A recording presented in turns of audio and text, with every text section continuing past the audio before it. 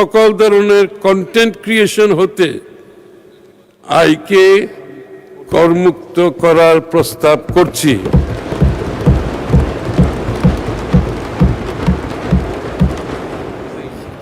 এটা আবার বলবো, এটা বিশাল ব্যাপার।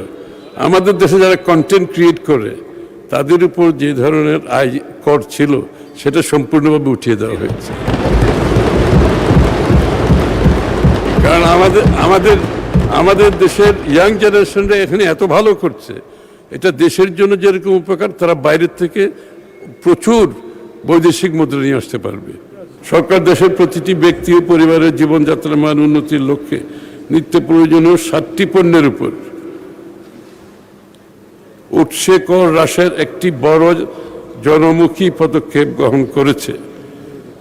মৌলিক কৃষি ও ভোগ্যপণ্য যেমন ধান, চাল, গম, আলু, গবাদি পশু, হাঁস, মুরগি, মাছ, পেঁয়াজ, রসুন, আদা, লবণ, চিনি, ভোজ্য তেল, বীজ সহ বিভিন্ন পণ্যের উপর উৎস করের হার 5%, 2%,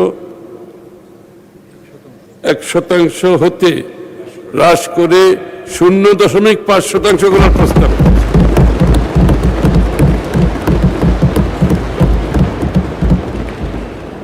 এটা অত্যন্ত গুরুত্বপূর্ণ।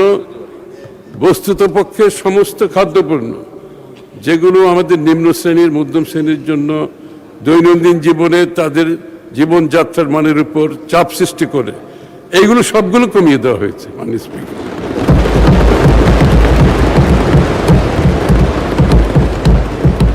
এগুলো তো সরকার অনেক ট্যাক্স হারাবে, কিন্তু আমরা তো জনগণের নির্বাচিত সরকার। আমরা এমনিতেই দেশে মূল্যস্ফীতি চলছে, তার মধ্যে তাদের উপর প্রেশার সৃষ্টি যাতে না হয়, আমরা এই সিদ্ধান্ত নিয়েছি। এটা কঠিন সিদ্ধান্ত বাজেটের ব্যাপারে।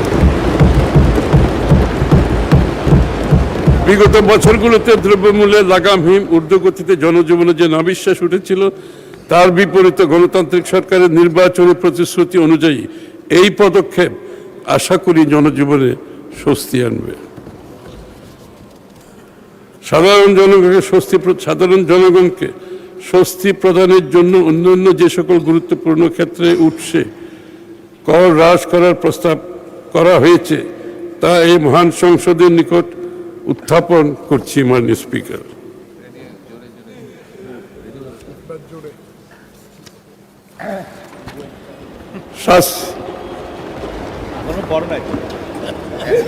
আসছে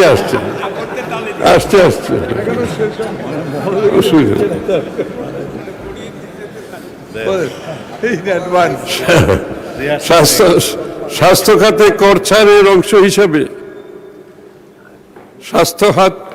খাতে কর ছাড়ের অংশ হিসাবে কিডনি ডায়ালিসিস ফিল্টার আমদানিতে বিদ্যমান 5% অগ্রিম কর সম্পূর্ণ মওকুফ।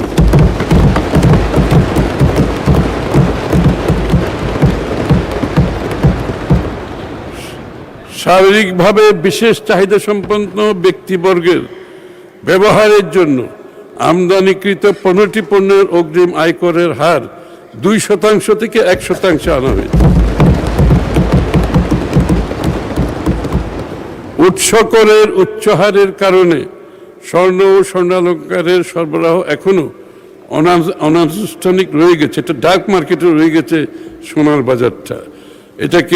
এটাকে মেইন স্ট্রিমে আনার জন্য